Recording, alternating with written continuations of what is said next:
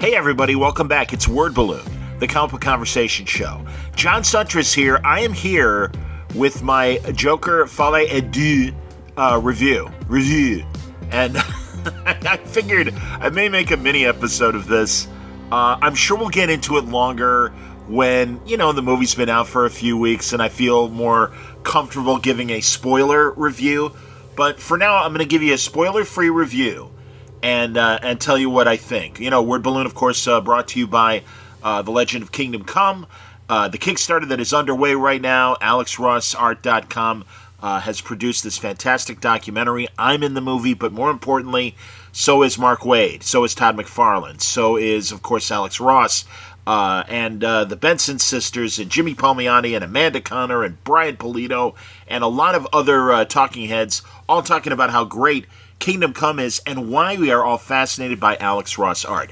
So go to Kickstarter and look up The Legend of Kingdom Come and support this fantastic Kickstarter today. Word Balloon, of course, also brought to you by my patrons, patreon.com/wordballoon, the League of Word Balloon listeners.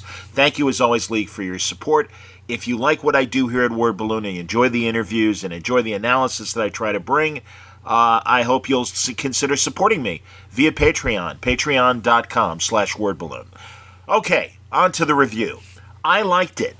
I'm reading on Rotten Tomatoes a lot of mixed reviews and some people that absolutely hated the movie. It kind of reminds me of the reaction to Ad Astra, the Brad Pitt space movie from a couple of years ago. People are like, it's too slow. I thought it was intense. I would say the same thing about Joker 2, that I felt it was intense. It is a continuation, literally. It's only a few weeks since the end of the first Joker movie that Todd Phillips made. And I have to say that when you go to a place like Rotten Tomatoes and you look up the genre of this film, what are listed are crime, drama, and musical. Not since Cop Rock have I seen a mixture of such genres, and frankly, I think they did it well. Obviously, pretty smart having Lady Gaga in this movie, and I think both her singing and her portrayal of Harley Quinn are excellent. This is not the same Harley Quinn as you would see Margot Robbie playing, or even Kaylee Cuoco playing in the fantastic cartoon, or Margot Robbie's excellent portrayal of Harley Quinn. Same goes for Joker. Joaquin Phoenix is not doing a Heath Ledger imitation. This is a far cry from Cesar Romero or Mark Hamill or name your favorite Joker, Jack Nicholson. No, this is a very different story that Todd Phillips has been telling, and he continues to tell. There's a lot of great character actor support. There are callbacks of characters from the first movie. I won't go into detail. Maybe you've already read about it. I don't know. But again, I'm trying to stay spoiler-free. But I really have a lot more respect for Todd Phillips because in the first movie, and I've said this before, I liked the first Joker movie, but to me, it really felt like Taxi Driver meets King of Comedy. And, of course, that passage of The Dark Knight Returns, what we see in the talk show De Niro scene, that is a much more graphic scene than the scene that we get in Frank Miller and Klaus Jansson's amazing Dark Knight Returns, but still incredible stuff, both in the movie and in the comic book. Well, we continue the story of Joker, but I really felt the first one, like I said, kind of like a cover band. If you saw Taxi Driver and you love it like I do, and King of Comedy, it's like, well, this is cool, and I'm sure there's going to be a generation of moviegoers that have never seen either of those movies. So for them, it's all fresh and brand new. And again, there's nothing wrong with taking an old concept and putting an updated spin on it. But Todd Phillips really manages to weave crime, drama, and musical in this movie to my satisfaction. And that's not easy. Again, Stephen Bochco, brilliant television writer. Cop Rock, not so much. It just was awkward. I don't feel this is an awkward movie. I think this movie, despite even the musical numbers, is very grounded in realism. This is the same Gotham City we see in the first Joker. I mean, this is clearly the same environment.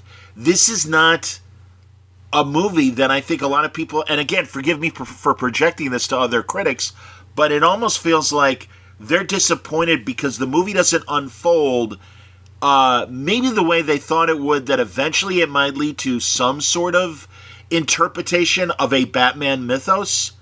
We're not getting that here.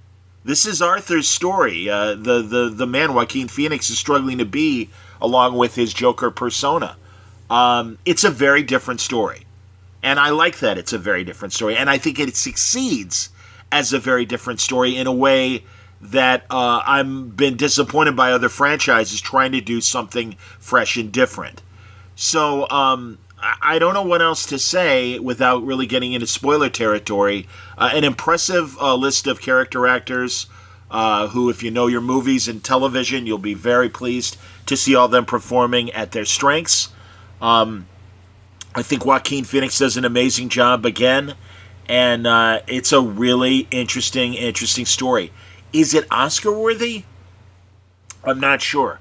I bet Gaga gets nominated because she really makes this interpretation of Harley Quinn her own. And again, very grounded in reality. And the movie plays with you. You don't know, especially based on the times that were in Joaquin or Arthur's mind. I think again, it's the questions of are we watching reality or fiction are very much alive in the second movie. I like that, and I like that. Again, maybe we're not sure, but I really appreciate it. It's dark.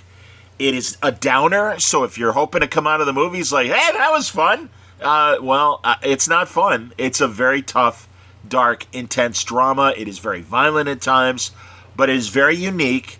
And I appreciate movies that make me feel something.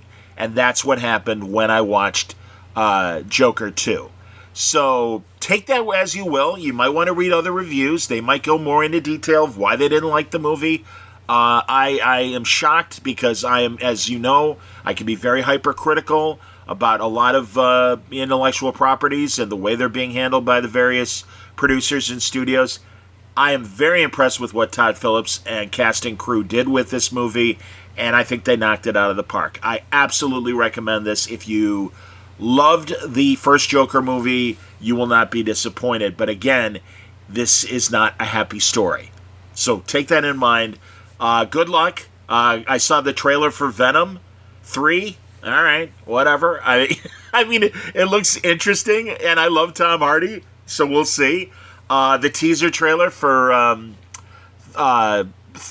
is it Thunderbolts or Secret Thunderbolts? Yeah, that looks like fun. That's cool.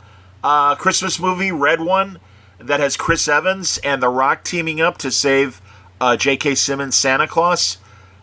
Looks like action comedy, silly fun. I don't know if I'm gonna wait to see it in the theater, but interesting trailer, and then a couple of horror movies that I didn't give a shit about. So that was my experience going to the movies yesterday and seeing Joker Folle et Deux. So I hope you enjoyed this review. Come back to Word Balloon soon. I will have another interview show for the next episode, but I felt like this needed to stand on its own and let you people know what I thought about the new Joker film. Thanks for listening. Until next time, Word Balloon is a copyright feature of Shaky Productions. Copyright 2024. Stay safe, stay happy, stay healthy.